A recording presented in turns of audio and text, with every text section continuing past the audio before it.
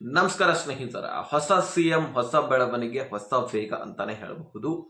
CM DK. Shivakumar ಅವರು CM ಆದ ಬಳಿಕ ಹೊಸ ಹೊಸ ಬದಲಾವಣೆಗಳನ್ನ ತರ್ತಾ ಇದ್ದಾರೆ. ಜೊತೆಗೆ ಗ್ಯಾರಂಟಿ ಯೋಜನೆಗಳಲ್ಲಿ ಕೂಡ ಬದಲಾವಣೆ ತಂದ್ರು.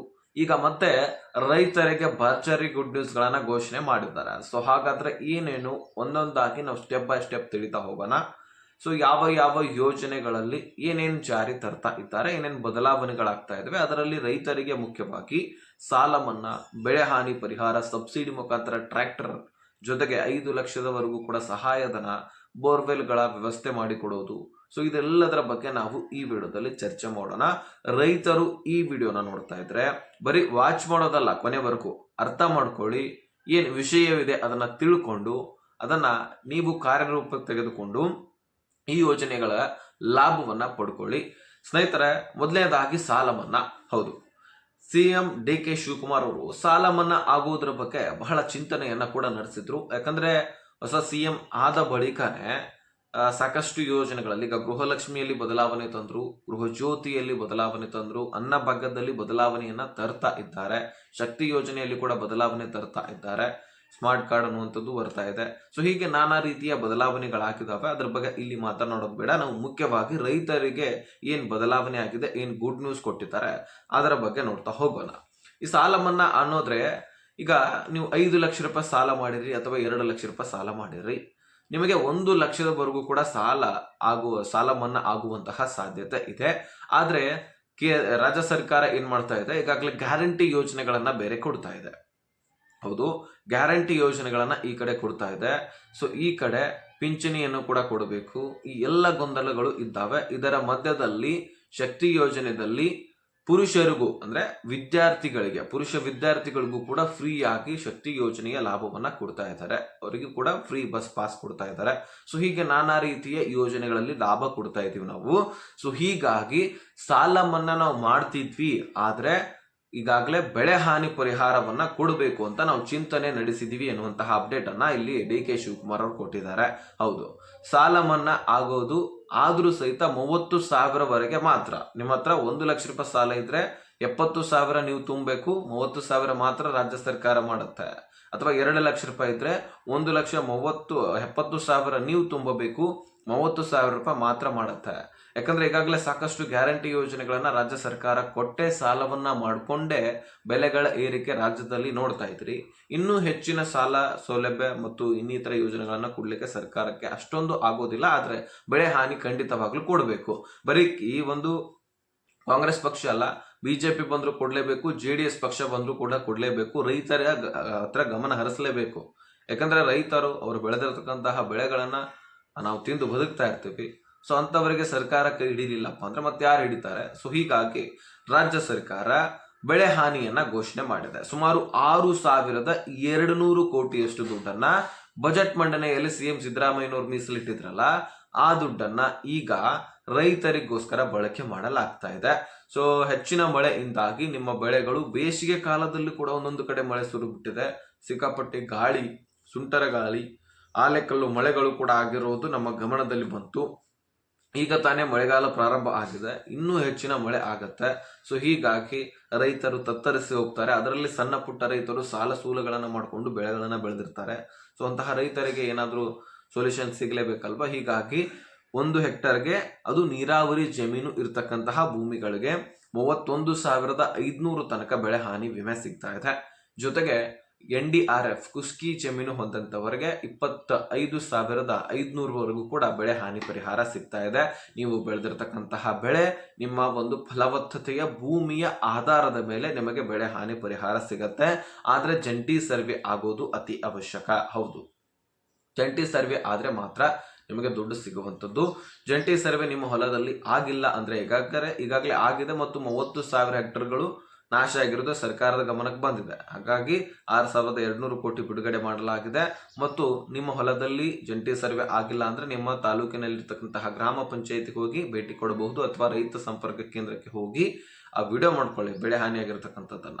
ಸೊ ಅದನ್ನ ಹೋಗಿ ತೋರಿಸಿ ಅವ್ರು ಏನು ಮುಂದಿನ ಒಂದು ಕೆಲಸವನ್ನ, ಇನ್ಫಾರ್ಮೇಶನ್ ಅನ್ನ ಕೊಡ್ತಾರೆ. ಅದರ ಆಧಾರದ ಮೇಲೆ ಮುಂದೆ ನೀವು ಸ್ಟೆಪ್ ಅನ್ನ ಕೈಗೊಳ್ಳಬಹುದು.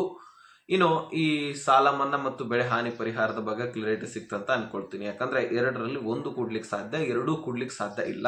ಎರಡೂ ಕೊಡ್ಬೇಕಂದ್ರೆ ಗ್ಯಾರಂಟಿ ಯೋಜನೆಗಳು ಇರ್ಲಿಲ್ಲ ಅಂದ್ರೆ ಕೊಡ್ಬೋದಾಗಿತ್ತು. ಗ್ಯಾರಂಟಿಗಳಲ್ಲಿನೇ ಬರೀ ಗೃಹಲಕ್ಷ್ಮಿ ಯೋಜನೆಗೆ ವರ್ಷಕ್ಕೆ 30,000 ಕೋಟಿ ಹಣ ಬೇಕು. ಸುಮಾರು 6,200 ಕೋಟಿ ಅನ್ನಭಾಗ್ಯದಲ್ಲಿ ಬೇಕು. ಶಕ್ತಿ ಯೋಜನೆಗೂ ಕೂಡ ಸಮಥಿಂಗ್ 10,000 ಕೋಟಿ ಹಣದವರೆಗೂ ಕೂಡ ಬೇಕು. ಅಲ್ಲಿ ಇನ್ನೂ ಹೆಚ್ಚಿನ ಹಣ ಕೂಡ ಹತ್ತತ್ತೆ. ಸರ್ಕಾರಕ್ಕೆ ಬಜೆಟ್ ಮಂಡನೆಯಲ್ಲಿ ಘೋಷಣೆ ಮಾಡುವಾಗ ಬರೀ ಗ್ಯಾರಂಟಿ ಯೋಜನೆಗಳ ಬಗ್ಗೆನೇ ಚರ್ಚೆ ಆಗ್ತಾ ಇರತ್ತೆ.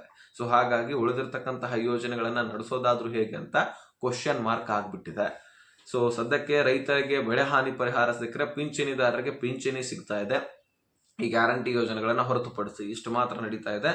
ಆದಷ್ಟು ರೈತರಿಗೆ ಹೆಲ್ಪ್ ಆಗಲೇಬೇಕು ಅಂತ ನಮ್ಮ ಮನವಿ. ಆದಷ್ಟು ಬೇಗ ಈ ಎಲ್ಲವೂ ಕೂಡ ರಿಲೀಸ್ ಮಾಡಿ ಕ್ಲಿಯರ್ ಮಾಡಬೇಕಂತ ನಮ್ಮ ಮನವಿ. ಇನ್ನು ಸಬ್ಸಿಡಿ ಮುಖಾಂತರ ಟ್ರ್ಯಾಕ್ಟರ್ ಕೇಂದ್ರ ಸರ್ಕಾರದಿಂದನೂ ಕೂಡ ಸಿಗ್ತಾ ಇರುವಂತದ್ದು. ಜೊತೆಗೆ 5 ಲಕ್ಷದವರೆಗೂ ಕೂಡ ಸಹಾಯಧನ. ಈಗ ಪಶು ಸಂಗೋಪನೆಗಾಗಿ ನೀವು ಶೆಡ್ಗಳನ್ನ ತಯಾರು ಮಾಡೋದಾಗಿರ್ಲಿ ಅಥವಾ ಇನ್ನಿತರ ಸೌಲಭ್ಯಗಳನ್ನ ನೀವು ಪಡ್ಕೊಳ್ಳೋದಾಗಿದ್ರೆ ಸೊ ನಿಮಗೆ ಖಂಡಿತವಾಗ್ಲೂ ಈ ಒಂದು ಸಹಾಯಧನ ಸಿಗುವಂಥದ್ದು. ಇದಕ್ಕೋಸ್ಕರನೂ ಕೂಡ ರಾಜ್ಯ ಬಜೆಟ್ ಮಂಡನೆಯಲ್ಲಿ ಸಿಎಂ ಸಿದ್ದರಾಮಯ್ಯನವರು ದುಡ್ಡನ್ನ ಮೀಸಲಿಟ್ಟಿದ್ದಾರೆ. ಸೊ ಆ ದುಡ್ಡನ್ನ ಸುಮಾರು 51 ಲಕ್ಷ ರೈತರಿಗೆ ಬೆಳೆ ಹಾನಿ ಪರಿಹಾರಕ್ಕಾಗಿನೂ ಕೂಡ ಇಟ್ಟಿದ್ರು. ಜೊತೆಗೆ ಈ ಸಬ್ಸಿಡಿ ಮುಖಾಂತರ ಟ್ರ್ಯಾಕ್ಟರ್ ಪಡೆಯೋದಾಗಿರ್ಲಿ ಅಥವಾ ಇನ್ನಿತರ ನೀವು ರೂಟ್ರ್ ಹೊಡೆಯುವಂತಹ ಟ್ರ್ಯಾಕ್ಟರ್ಗಳಿರ್ತಾವಲ್ಲ ಅಂತಹ ಒಂದು ಯೋಜನೆಯ ಲಾಭವನ್ನ ನೀವು ಪಡ್ಕೊಳ್ಬಹುದು. ಸೊ ಜೊತೆಗೆ ಈ 5 ಲಕ್ಷದವರೆಗೂ ಕೂಡ ಸಹಾಯಧನ ಸಿಗುತ್ತೆ. ಪಶು ಸಂಗೋಪನೆ, ಪಶುಪಾಲನೆ ಅಂತಹ ಒಂದು ನೀವು ಕೆಲಸವನ್ನ ಕೂಡ ಮಾಡ್ಕೊಳ್ಬಹುದಂತದೆ. ಸೊ ಜೊತೆಗೆ ಬೋರ್ವೆಲ್ ವ್ಯವಸ್ಥೆ ಕೂಡ ನಿಮಗೆ ಮಾಡಿಕೊಡಲಾಗಿದೆ. ಇದು ಕೇಂದ್ರದಿಂದನೂ ಕೂಡ ಹಾಗೆ ರಾಜ್ಯ ಸರ್ಕಾರದಿಂದನೂ ಕೂಡ ಭರ್ಜರಿ ಗುಡ್ ನ್ಯೂಸ್ ಕೊಟ್ಟಿರ್ತಕ್ಕಂಥದ್ದು. ಒಟ್ಟಾರೆಯಾಗಿ ನಿಮಗೆ ರೈತರಿಗೆ ಒಂದಾದ ಮೇಲೆ ಒಂದು ಗುಡ್ ನ್ಯೂಸ್ ಅನ್ನ ಇಲ್ಲಿ ರಾಜ್ಯ ಹಾಗೂ ಕೇಂದ್ರ ಸರ್ಕಾರವು ಕೊಡ್ತಾ ಇದೆ. ಸ್ನೇಹಿತರೆ, ಈ ಎಲ್ಲ ಒಂದು ಯೋಜನೆಯ ಲಾಭವನ್ನ ನೀವು ಪಡ್ಕೊಳ್ಬೇಕು ಅಂದ್ರೆ ಈಗ ಬೆಳೆ ಹಾನಿ ಮತ್ತು ಸಾಲ ಮನ್ನಾದ ಬಗ್ಗೆ ಆಟೋಮೆಟಿಕ್ ಆಗಿ ನಿಮಗೆ ಗೊತ್ತಾಗಿದೆ. ಆದ್ರೆ ಈ 5 ಲಕ್ಷ ರೂಪಾಯಿ ಪಡ್ಕೊಳ್ಳೋದು ಹೇಗೆ? ಅದರಲ್ಲಿ ನಮಗೆ ಏನೇನ್ ಅಂದ್ರೆ ನೀವು ಪಶು ಶೆಡ್ಗೋಸ್ಕರನೇ ನೀವು ದುಡ್ಡನ್ನ ವಿಡ್ರಾಲ್ ಮಾಡ್ಕೊಂಡ್ರೆ ಅಂದ್ರೆ ಸಬ್ಸಿಡಿ ಮುಖಾಂತರ ದುಡ್ಡನ್ನ ನೀವು ಸಹಾಯಧನವನ್ನ ಪಡ್ಕೊಂಡ್ರೆ ನೀವು ಅದನ್ನೇ ರೆಡಿ ಮಾಡ್ಕೊಳ್ಬೇಕು. ಸೊ ಅದು ರೂಲ್ಸ್ ಇದೆ. ಸೊ ಹಾಗಾಗಿ ನೀವು ಏನು ಬಿಸ್ನೆಸ್ ಮಾಡ್ಬೇಕಂತೀರಿ ಅದರ ಆಧಾರದ ಮೇಲೆ ಅದು ನಿಮಗೆ ನಿರ್ಣಯ ಮಾಡ್ಕೊಳ್ಳಿ.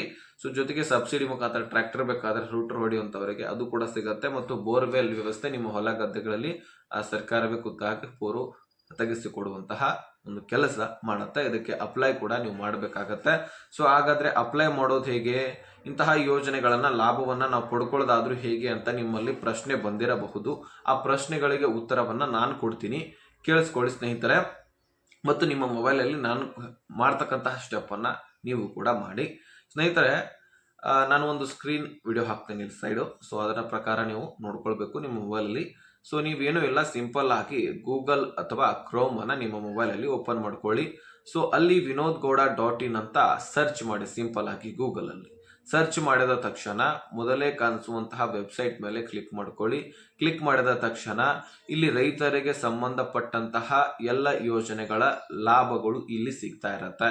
ಸೊ ರೇಷನ್ಸ್ ಕಾರ್ಡ್ಗಳಿಗೆ ಸಂಬಂಧಪಟ್ಟಂತೆ, ಜಾಬ್ ಇನ್ಫಾರ್ಮೇಶನ್ಗಳಿಗೆ ಸಂಬಂಧಪಟ್ಟಂತೆ, ಡಿ.ಕೆ. ಶಿವಕುಮಾರ್ ಅವರು ಏನ್ ನಿರ್ಧಾರವನ್ನ ಕೈಗೊಂಡ್ರು ಅದರ ಒಂದು ಸಂಬಂಧಪಟ್ಟಂತೆ ಇಲ್ಲಿದೆ ನೋಡಿ. ಕೃಷಿ ಭಾಗ್ಯ ಯೋಜನೆ ರೈತರಿಗೆ 90% ಅಷ್ಟು ಸಬ್ಸಿಡಿ ನೀವು ಪಡೆದಿದ್ದೀರಿ ಲಾಭ ನೋಡಿ. ಟ್ರ್ಯಾಕ್ಟರ್ ಕೂಡ ಸಿಗತ್ತೆ, ಪಂಪ್ ಸೆಟ್ ಕೂಡ ಸಿಗತ್ತೆ, ಸೋಲಾರ್ ಪಂಪು, ಡಿಫ್ ನೀರಾವರಿ, ಜೊತೆಗೆ ಈ ರೀತಿ ಎಲ್ಲ ಲಾಭವನ್ನ ನೀವು ಪಡ್ಕೊಳ್ಬಹುದಾಗಿರತ್ತೆ ಸ್ನೇಹಿತರೆ. ಇಂತಹ ಯೋಜನೆಗಳು ಲಕ್ಷಾಂತರ ನೂರಾರು ಇದ್ದಾವೆ. ಸೊ ಅವುಗಳನ್ನ ನೀವು ಪಡ್ಕೊಳ್ಬೇಕಂದ್ರೆ ನೀವು ಈ ಒಂದು ವೆಬ್ಸೈಟ್ಗೆ ಜಾಯಿನ್ ಆಗಬೇಕು. ಸೊ ಜಾಯಿನ್ ಆಗಿ ಇಲ್ಲಿ ಬರ್ತಕ್ಕಂತಹ ದಿನನಿತ್ಯ ಅಪ್ಡೇಟ್ಸ್ಗಳು ನಿಮ್ಗೆ ಸಿಗತ್ತೆ. ಸೊ ಇಲ್ಲಿ ಆಲ್ ಅಂತ ಸೆಟ್ ಮಾಡ್ಕೊಳ್ಳಿ, ಸಬ್ಸ್ಕ್ರೈಬು. ಸೊ ಕಂಟಿನ್ಯೂ ಆಗಿ ನಿಮ್ಗೆ ನೋಟಿಫಿಕೇಶನ್ ಮುಖಾಂತರ ಮಾಹಿತಿ ಸಿಗ್ತಾ ಇರತ್ತೆ, ಅಲ್ಲಿಂದ ನೀವು ನೋಡ್ಕೊಳ್ಬಹುದು. ಸೊ ಇಂತಹ ಯೋಜನೆಗಳನ್ನ ಲಾಭ ನೀವು ಬಿಡಬಾರ್ದು ಅಂತ ನಾನು ಹೇಳ್ತಾ ಇದ್ದೀನಿ ಅಷ್ಟೇ. ಸೊ ಅಲ್ಲಿ ಸಿಗ್ತಕ್ಕಂತಹ ಮಾಹಿತಿ ಪ್ರಕಾರ ಅದರಲ್ಲಿ ಓದ್ಕೊಳ್ಳಿ. ಏನೇನು ಇನ್ಫಾರ್ಮೇಶನ್ ಇದೆ ಅದನ್ನ ಹೇಗೆ ನೀವು ಸ್ಟೆಪ್ ಬೈ ಸ್ಟೆಪ್ ಅಪ್ಲೈ ಮಾಡಬೇಕು ಅನ್ನುವಂಥದ್ದು ಕೂಡ ಇರುತ್ತೆ. ಅಲ್ಲಿಂದ ಅಪ್ಲೈ ಮಾಡಿಕೊಂಡು ನೀವು ಈ ರೀತಿ ಯೋಜನೆಯ ಲಾಭವನ್ನ ಪಡ್ಕೊಳ್ಬಹುದು. ಆದಷ್ಟು ಈ ವಿಷಯವನ್ನ ಎಲ್ಲ ರೈತರಿಗೆ ಶೇರ್ ಮಾಡಿ, ಅವ್ರಿಗೂ ಕೂಡ ಗೊತ್ತಾಗ್ಲಿ. ವಿಡಿಯೋ ನೋಡೋದಕ್ಕೆ ಧನ್ಯವಾದ. ಹಾಗೆ ಸಬ್ಸ್ಕ್ರೈಬ್ ಮಾಡ್ಕೊಳ್ಳಿ.